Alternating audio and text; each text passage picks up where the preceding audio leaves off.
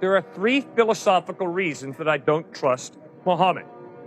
First point, you will notice that the miracle of Christianity is Jesus Christ. And you don't have to speak a particular language to hear about Jesus. The miracle of Islam is not a person. The miracle of Islam is the book, the Quran. But when you begin to study Islam, what you begin to realize is the only way you can truly appreciate the miracle of Islam is by reading it in Arabic.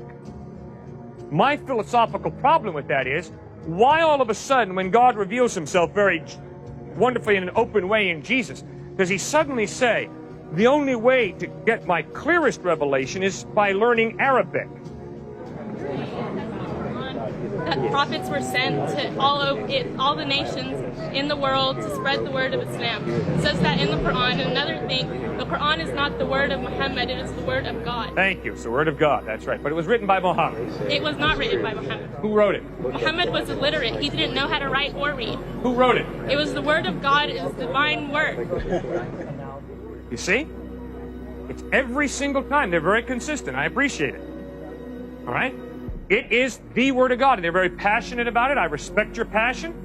There's no way you can rationally have a conversation with that. The same way, if you ask me, why do you believe the Bible's the Word of God? And I look you in the face and I say, because it's the Word of God. Rational discourse has broken down. All right, my second philosophical problem with Islam is, my Muslim friends inform me Matthew, Mark, Luke, and John are inaccurate. They're perverted gospels. In fact, it's been changed, they will say. Right, exactly. So then obviously the next question is, well, where are the unperverted ones? Unfortunately, my Muslim friends cannot produce the unperverted ones. Instead, what my Muslim friends ask me to believe is that a revelation that Muhammad had 500 years after Jesus, which obviously means Muhammad never met Jesus, that book, the Quran, is a more accurate presentation of the historical Jesus than the Gospels written by the eyewitnesses. Well, I'm sorry. Whenever I want to study an historical person, I don't go running to a guy who lived 500 years after the fact. I want to go to the eyewitnesses. I'm not going to trust Martin Scorsese to be my primary source of information about Jesus. Martin Scorsese never met Jesus, neither did Cecil B. DeMille. I'm going to go back to Matthew, Mark, Luke, and John, who live in the first century, to be my primary source of information about Jesus. Third point. My third philosophical problem with Islam is, my Muslim friends have great respect for Jesus. In fact, my Muslim friends respect Jesus far more than the typical American does. My Muslim friends believe that Jesus was born of a virgin, that he ascended to heaven, and that he's coming back a second time. Well, that's far more than the typical American believes about Jesus. But my Muslim friends say that although Jesus speaks the absolute truth, Muhammad also speaks absolute truth. And the problem is they contradict each other on certain points. You cannot have A be absolute true and then B be absolute true if A and B contradict each other.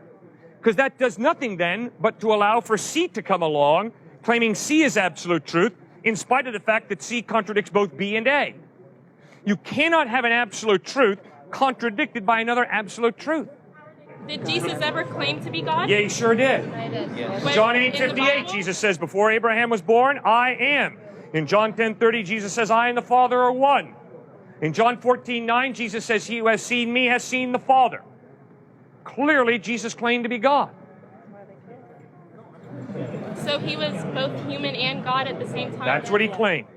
Maybe he was a lunatic, but that's what he claimed. He wasn't a lunatic. He was a prophet. Well, he claimed to be God in human form, which means he's more than a prophet. He's God in human form. But what he claimed. God is something that's superior to human form, so it doesn't make sense for God to be human because he wouldn't necessarily be higher than the other. All right, first point is God is not something. The Bible insists that God is someone, a personal being. And it's totally possible for a personal being who's the creator